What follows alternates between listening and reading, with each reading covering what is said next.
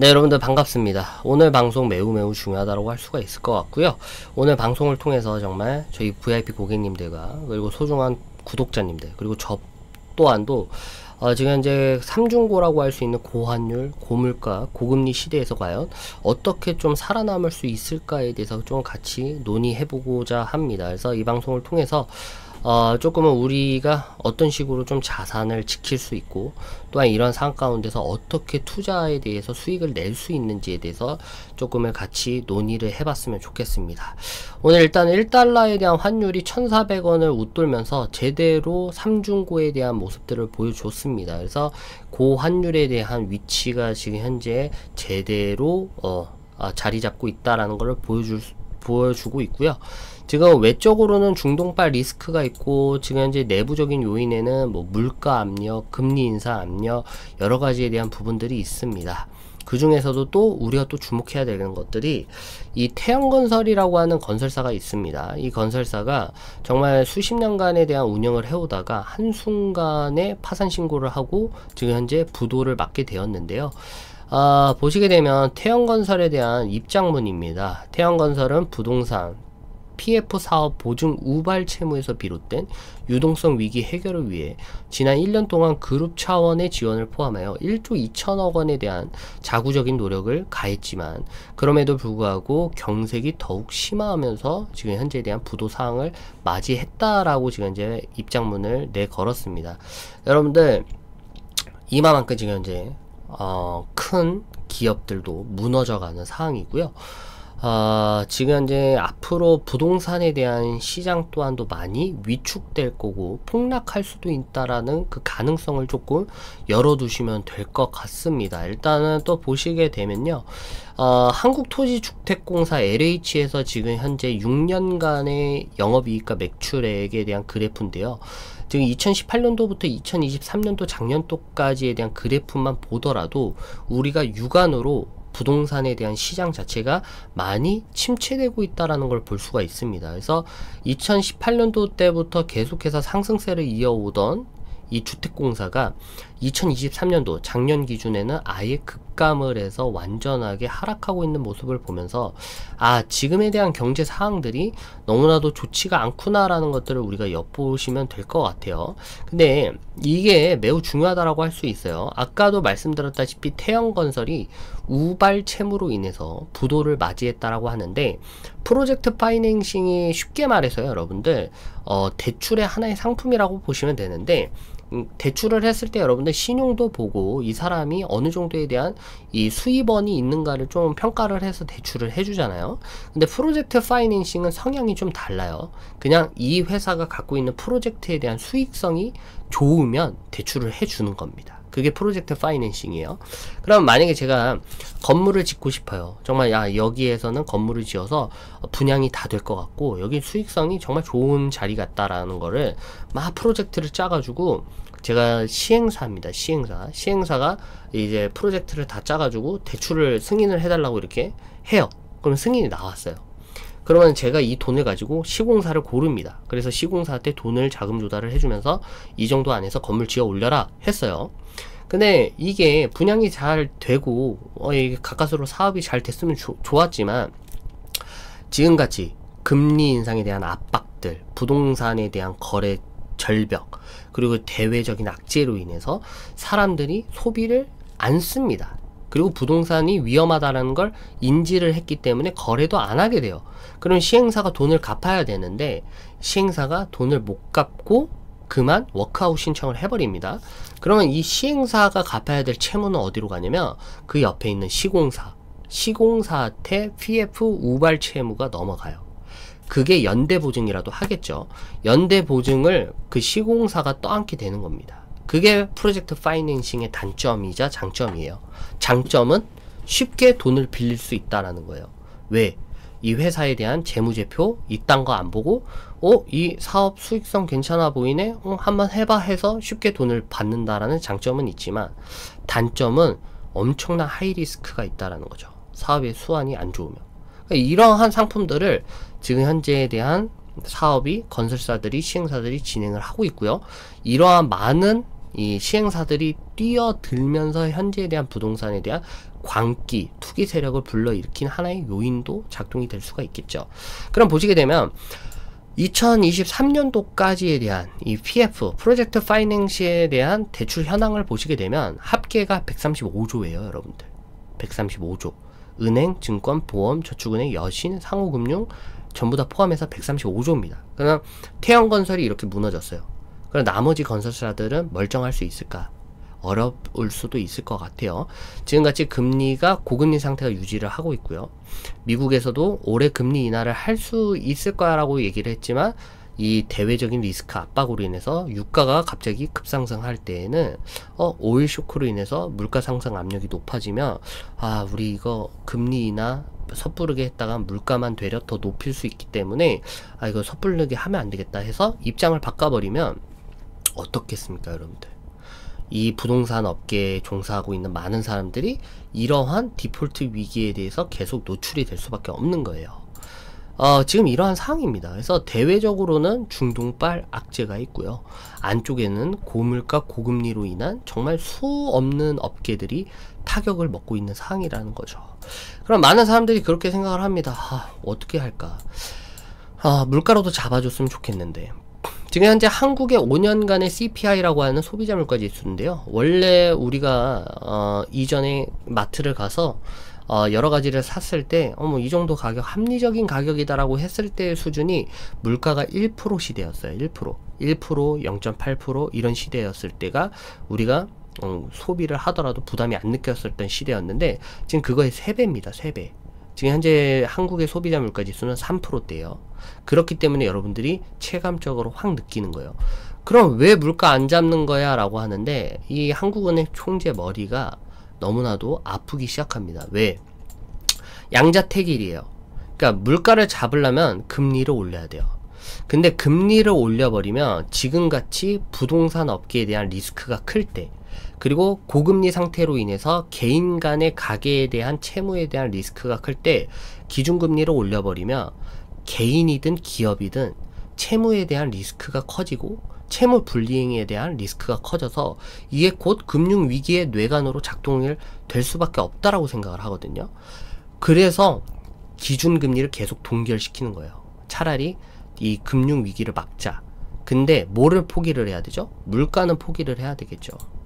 그러면 물가를 잡으면 그걸 물가 잡겠다고 기준금리 그래 물가가 너무 높아 사람 소비자들이 아우성이다 그래 내가 그래 우리 정부가 물가는 잡아줄게 그러면 금리를 올려버린다. 그럼 어떻게 된다? 뇌관이 터져버리죠. 부동산에 대한 뇌관이 터져버릴 수밖에 없다라는 거예요. 시공사든 건설사든 개인이든 기업이든 이자에 대한 부담으로 인해서 가뜩이나 경기도 안 좋은데 이 기준금리를 올려버리면 이자에 대한 부담 때문에 채무불이행으로 터져서 그게 금융위기로 또 될 수밖에 없고, 그러니까 한국은행도 머리가 아파요. 물가를 잡으면 지금 현재 채무불이행으로 인한 금융위기가 오고 금융위기를 잡아버리면 물가는 못 잡는다 이렇게 생각하시면 돼요. 그래서 물가가 잡힐까요 여러분들? 안 잡히겠죠. 그래서 고환율 잡힐까요 여러분들? 안 잡힙니다. 고물가 잡힐 수 있을까요? 못 잡습니다. 그렇다면 고금리 잡을 수 있을까요? 고유가 잡을 수 있을까요? 중독발 리스크가 저렇게 지속되는데 안 잡힙니다. 어려운 상황이라는 거 여러분들 이제 눈치를 채셨겠죠? 이러한 상황 가운데서 미국의 부동산 시장은 어떠냐? 똑같습니다 여러분들. 미국의 부동산 시장도 지금 현재 어렵기는 매 한 가지예요. 지금 자료를 하나를 보시게 되면요, 자료가 어디가 있어? 지금 보시게 되면 미국의 상업용 부동산이 최악의 상황을 맞이하고 있다. 코로나 팬데믹 사람들의 근무의 형태가 변화가 됐다는 것도 하나의 요소고, 고금리의 이자 부담이 커지자 한때 없어서 못 사던 오피스텔들이 골칫덩어리로 전락했고요. 아파트로 변신하는 상황까지 발생을 했는데도 불구하고 거래가 절벽입니다. 미국 실리콘밸리 은행이라고 했던 100년의 역사를 자랑했던 미국의 실리콘밸리 은행 또한도 조기 파산을 선언한 지 1년치 안 됐는데 지금 현재 부동산에 대한 우려감으로 인해서 금융권 위기가 또다시 부상을 하고 있어요. 그래서 이러한 상황 가운데서도 우리가 지금 현재 정신을 바짝 차려야 된다는 거예요. 무슨 말인지 알겠죠? 2008년도 미국 부동산에 대한 금융위기, 버블 붕괴가 어떻게 터졌냐면 지금과 똑같습니다. 세 가지로 나누면 돼요. 첫 번째, 주택가격이 높았다. 두 번째, 공급이 과잉됐다. 세 번째, 가파르게 금리가 올라갔다. 그래서 갑자기 부동산 시장이 버블이 팍 터졌어요. 그게 2008년도예요.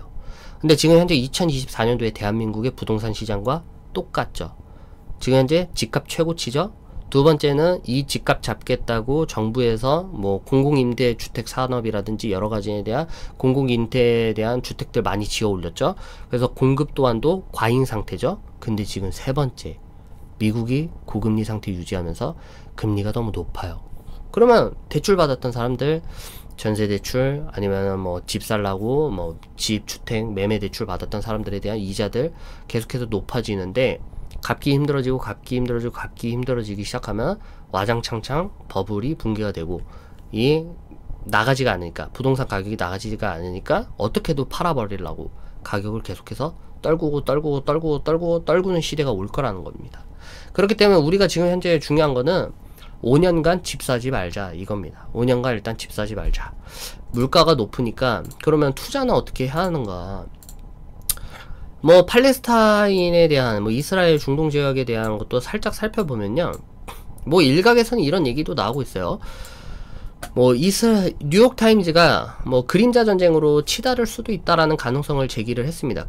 그림자 전쟁은 뭐냐면요, 그러니까 그 타국 간에 보이지 않는 싸움이에요. 그러니까 미사일 쏘고 뭐 드론으로 공격하고 이게 아니라 그냥 각 국가의 암살을 암살을 시킨다든가, 요원들을 암살을 시킨다든가, 아니면 사이버 전쟁, 아니면 해킹이라든지 이런 걸로 인해서 보이지 않는 전쟁으로 끝날 수 있는 가능성이 있다라는 겁니다. 그게 이제 그림자 전쟁이에요. 보이지 않는 싸움, 그림자 전쟁으로 치달을 수도 있을 거다라고 얘기를 하는데, 저는 실질적으로 그러진 않을 것 같아요. 보복은 이루어진다.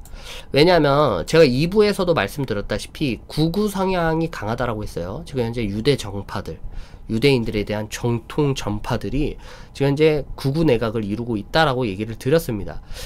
지금 현재 구구 성향인 아타마르 벤그비르 국가안보장관이 있는데, 어제 소집을 했어요. 이란에 대한 맛보복을 어떻게 해야 될까 내각을 소집을 했는데, 이 구구 성향인 이 국가안보장관이 뭐라 했냐면, 광적으로 가는 이란을 막아야 하고 공격을 해야 된다라고 얘기를 했습니다. 근데 이걸 무시를 못하는 게, 그 벤그비르 국가안보장관이 구구 정당들과 연립해서 유지되고 있는 네타냐후 연립정부를 흔들 수 있는 힘이 있어요. 그렇기 때문에 네타냐후가 지금 현재 국민들에 대한 지지율이 낮은 상황에서 지금 현재 벤그비르 국가안보장관에 대한 눈에 들으려면은 굳이 눈에 가시처럼 굴 필요는 없겠죠. 그렇기 때문에 이 맛보복에 대한 대응을 할 수밖에 없다라는 겁니다. 그래서 지금 현재 이스라엘 정권 자체에서도 이런 구구 성향들이 아직까지도 계속해서 강경한 스탠스를 취하고 있는 한 중동 지역에 대한 악재 리스크는 꺾이지 않을 겁니다. 근데 네타냐후도 지금 현재 머리가 아파요. 왜냐하면은 이게 공격을 맛보복을 하려니 나중에 이게 중동발에 대한 전쟁이 막 광범위하게 퍼졌을 때 서방에 대한 지원을 받아야 되는데, 이걸 지원을 못 받을 수가 있습니다. 어제 같은 경우에도 미국에 뭐 바이든이 전화까지 해가지고, 네타냐후야 너희들 절대 보복하지 마라. 물가도 가뜩이나 높은데 니네들 때문에 지금 현재 또 물가 높아지게 생겼으니까 세계 경제 위축시키지 말고 니 절대 보복하지 마 라고까지 전화를 딱 끊은 상태인데, 네타냐후가 안쪽에서는 어때요? 이스라엘 구구파들이 공격해야지, 뭐 하고 있냐? 공격 안 해? 이거 봐라, 공격하자, 이렇게 압력을 하고 있고. 근데 만약에 또 공격을 했다가 나중에 전쟁이 이렇게 막 빗받칠 때 미국한테 야 좀 도와줘, 지원 좀 해줘 이랬는데, 그때 당시 미국에서는 너 그때 내가 그때 맞보복하지 말라 했지, 근데 네가 보복을 했지, 그럼 네가 말을 안 들었는데 내가 니를 왜 도와주냐, 이런 식으로 될 가능성도 있기 때문에 이러지도 못하고 저러지도 못한 상황이 지금 현재에 대한 네타냐후 상황입니다. 그래서 이런 어려운 상황 가운데 대외적인 리스크도 있고, 이런 어려운 상황들이 계속해서 지속되고 있어요. 그럼 투자는 어떻게 해야 되는가? 제가 분명히 반도체 섹터 반, 그리고 방위산업체 반은 들고 가야 된다고 얘기를 했어요. 지금같이 대외적인 리스크 압박이 있을 때 방위산업체들에 대한 수익성이 좀 좋을 거고, 그리고 반도체는 왜 들고 가냐? 아까도 말씀드렸다시피 지금 한 치 앞도 몰라요. 계산이 안 돼요.